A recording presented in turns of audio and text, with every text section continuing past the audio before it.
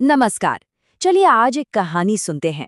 एक ऐसी कहानी जो हमें सिखाएगी कि असल में कामयाबी होती क्या है। ये कहानी है उस एक आखिरी कोशिश की, वो कोशिश जो अक्सर जीत और हार के बीच का फासला बन जाती है।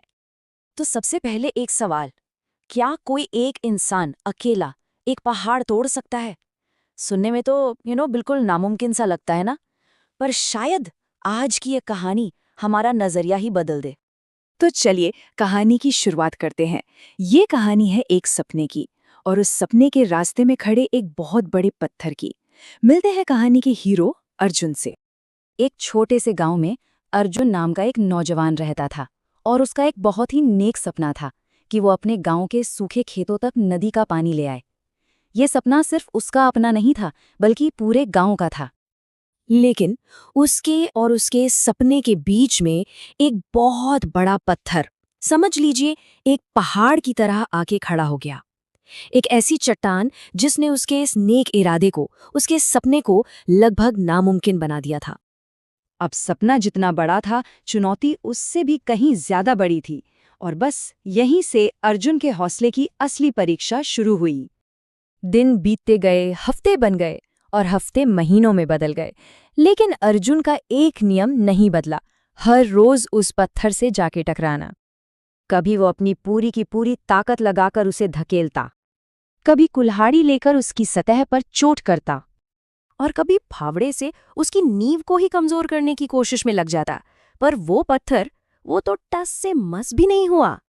और जैसे जैसे वक्त बीतता गया ना, गांव के लोग उसकी कोशिशों पर हंसने लगे, उसका मजाक उड़ाने लगे। उन्हें लगने लगा कि ये तो पागलपन है। उनकी नज़र में अर्जुन की ये मेहनत मेहनत नहीं, बेवकूफ़ी थी कि भाई ये तो बस अपना टाइम और अपनी एनर्जी बर्बाद कर रहा है। और फिर एक दिन उसके ही एक दोस्त ने उसकी इन कोशिशों को एक नंबर दे दिया, एक गिनती दे दी। उसके दोस्त ने उसकी हालत देखी और बोला, अरे अर्जुन मान जा, अब 999 बार कोशिश कर ली तूने, सब बेकार गईं, अब तो छोड़ दे। पर अर्जुन का नजरिया वो तो बिल्कुल ही अलग था। जहां दुनिया को 999 फेलियर्स दिख रहे थे, अर्जुन को जीत से ठीक पहले की 9 से 99 सीढ़ियां नजर आ रही थी। वो सोच रहा था, क्या पता मेरी जीत बस उस 1000वें वार का ही इंतजार कर रही हो। और बस यहीं से कहानी उस मोड़ पर आ जाती है जिसका सबको इंतजार था। वो 1000वीं कोशिश, वो एक आखिरी वार जिस पर सब कुछ दांव पर लगा था। अगली सुबह अर्जुन एक बार फिर उसी पत्थर के सामने जाकर खड़ा हो गया। इस बार मन में कोई शक नहीं था, बस एक आखिरी बार कोशिश करने का पक्का इरादा था।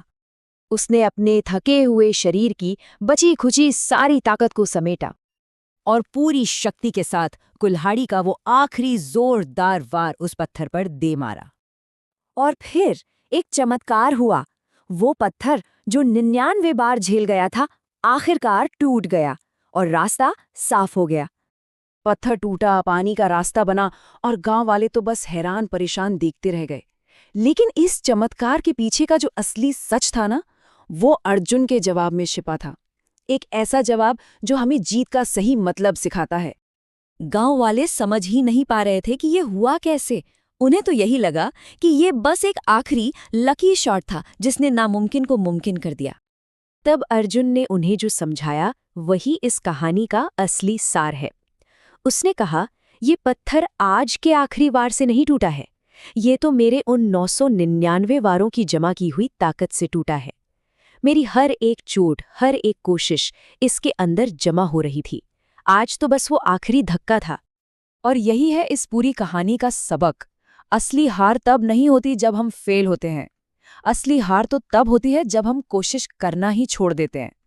जीत अक्सर उस आखिरी वार में छुपी होती है, जिससे करने की हिम्मत बहुत कम लोग जुटा पाते हैं। तो ये कहानी हमें एक बहुत ही गहरे सवाल के साथ छोड़ जाती है।